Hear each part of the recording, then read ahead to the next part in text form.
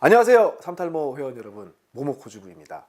30cm 앞에서 봐도 감쪽 같고 30년 후에도 만족할 수 있도록 환자분께 딱 맞는 솔루션을 제안하는 청담점 오라클 피부과를 소개하겠습니다. 이식한 모발의 자연스러움을 위해 앞으로 자라날 이식모의 머릿결, 방향에 특히 신경을 더 많이 쓰는 병원, 그리고 심는 과정뿐만 아니라 아타스 모발 채취 로봇으로 모낭 손상과 흉터를 최소화하고 빠르게 회복할 수 있다고 하는 10년 경력을 갖추신 이신재 원장님을 모시겠습니다. 원장님 안녕하세요. 네, 안녕하세요. 청담 오라클 피부과 이신재 원장입니다. 여러분 만나뵙게 되어서 영광입니다.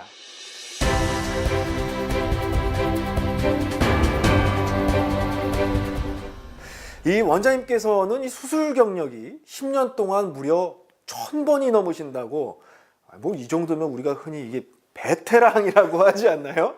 네? 베테랑이라고요. 네. 그렇게 불러주시니까 참 생소하긴 한데 네. 마음에 듭니다. 자, 그러면 모발 이식과 탈모로 고민하고 계신 시청자분들의 궁금증을 좀 요약해서 질문 드려보도록 하겠습니다. 모발 이식을 하고 난 후에도 다시 탈모 현상이 일어날 수 있나요? 라는 질문을 올려주셨습니다. 흔히 모발 이식은 탈모 치료의 최후 방법이라고 알려져 있는데요. 모발 이식은 완치가 가능한 치료법인가요?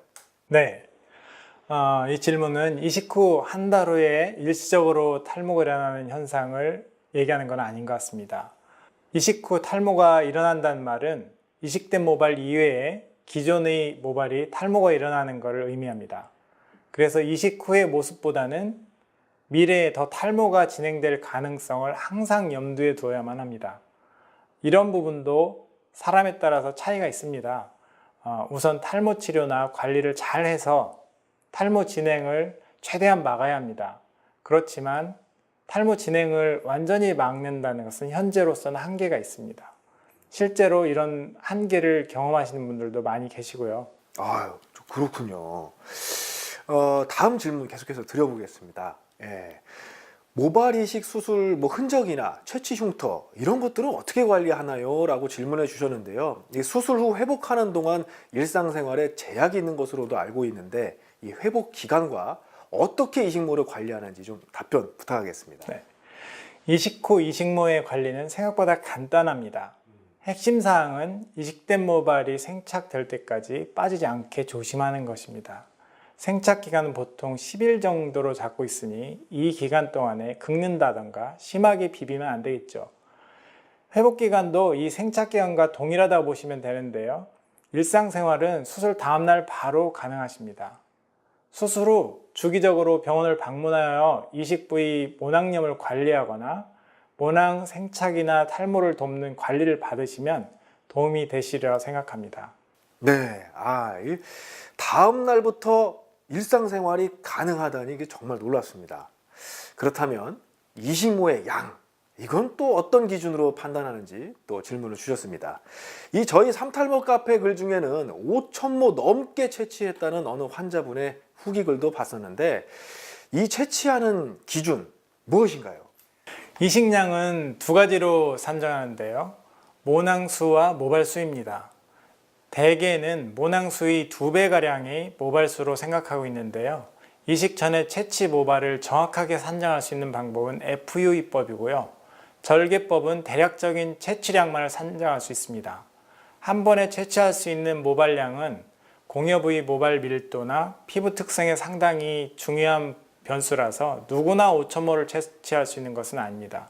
또한 과도하게 모발을 채취하다 보면 뜻하지 않은 사고가 발생할 수 있는데요. 이런 부분을 조심해야 되는 것이 더 중요합니다. 네, 안전한 수술을 위해서라도 이 과욕은 부리지 말아야겠습니다. 그렇다면 이식 부작용은 어떤 경우에 일어나며 그 해결 방법은 어떤 게 있을까요? 이 수술 후 통증부터 이식모가 빠지는 경우가 발생하는데 이런 부작용들을 어떻게 대처할 수 있을까요? 수술 후 통증은 좀 전에 말씀드린 것처럼 과욕이 부른 부작용일 수가 있습니다. 또한 얼마나 섬세하게 수술하는가 하는 문제와도 직결되고요. 개인마다 그리고 집도의마다 차이가 있을 수 있겠죠. 이식모가 빠지는 경우는 흔하지는 않은데요. 이식의 테크닉의 문제이거나 아니면 얼마나 건강한 모발이 이식되었는가로 생각할 수 있겠습니다. FUE법이 흉터를 덜 남긴다는 점에서는 좋지만 아무래도 건강한 모낭을 확보한다는 측면에서는 떨어질 수밖에 없습니다. 이런 일이 발생하지 않도록 충분히 주의해서 수술을 해야 되겠습니다. 공여부의 특성을 면밀하게 살피고 적정량의 모발을 채취하는 게 중요하고요. 모낭 분리나 이식에도 충분히 주의를 기울여야 되겠죠. 이식모가 부족한 경우의 해결법은 다시 이식을 해서 밀도를 보강해야 되겠습니다. 그렇군요. 이 최근 아타스 로봇이 저희 카페에서도 크게 주목을 받고 있습니다. 아타스 로봇이 하는 역할에 대해서 한번 여쭤볼 수 있을까요? 네. 모발 이식 수술할 때 환자의 머리에서 온전하게 남아있는 모낭을 채취하는 과정이 있는데 기존에는 의사가 직접 펀치를 사용하여 한 가닥씩 뽑았습니다. 근데 이 과정을 아타스 로봇이 의사를 대신해서 모낭을 채취하는 것이죠. 네, 이게 의사를 대신한다니까 굉장히 놀라운데요. 로봇으로 이 모낭을 채취하는 것이 이 생착률에도 도움이 되나요? 물론이죠. 정확하게 이식되는 것도 중요하겠지만 그에 앞서 건강한 모낭이 이식되어야만 생존율이 올라가게 됩니다. 건강한 모낭을 채취한다는 측면에서 로봇이 사람보다 상당히 정확하게 건강한 모낭을 채취할 수 있습니다. 그렇군요. 아타스로 모발을 채취하는 것만으로도 이 모낭의 생존율이 올라간다니까 이거 더욱 아타스에 대해서 궁금해지는데 그렇다면 모낭 펀치와 아타스 로봇의 이 차이점은 무엇인가요? FE법은 깊이 펀치하면 모낭의 절단율이 올라가기 때문에 깊이가 조절될 수밖에 없고 따라서 불완전한 모낭이 채취될 가능성이 올라가게 됩니다. 또한 각각의 모발 방향을 섬세하게 관찰하면서 수시간 작업이 진행되어야 됩니다. 그러다 보니까 작업 시간이 오래 걸리고 의사의 피로도가 올라가게 되는 면이 있습니다. 이는 수술 결과에 영향을 줄 수밖에 없죠. 아타스의 경우에는 인공지능이 모발의 방향을 3차원적으로 정확하게 인식하고 실수 없게 훨씬 빠르고 정확하게 펀치가 될 수 있습니다. 사람이 아니니 피로하거나 능률이 떨어지거나 하는 면도 없겠죠. 또한 펀치 흉터의 분포가 훨씬 골고루 분포하게 돼서 전체적으로 보여지는 흉터의 분포가 사람의 펀치보다 훨씬 자연스럽게 퍼지게 됩니다. 로봇의 정확성과 까다롭고 반복적인 작업을 피로감 없이 할 수 있는 특성을 이용한 좋은 예라고 생각됩니다. 네, 의사분의 피로감이 줄어든다면 이 부작용도 줄어들 것 같은데요. 이 듀얼 펀치가 무엇이고 이 아타스 로봇의 원리를 좀 자세하게 설명해 주실 수 있을까요? 네, 펀치에 있어서는 듀얼 펀치 시스템이라고 명명하는데요.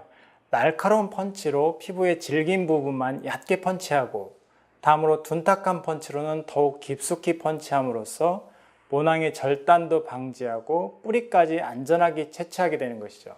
사람이 하는 펀치로는 아직까지는 할 수 없는 시스템입니다. 그렇군요.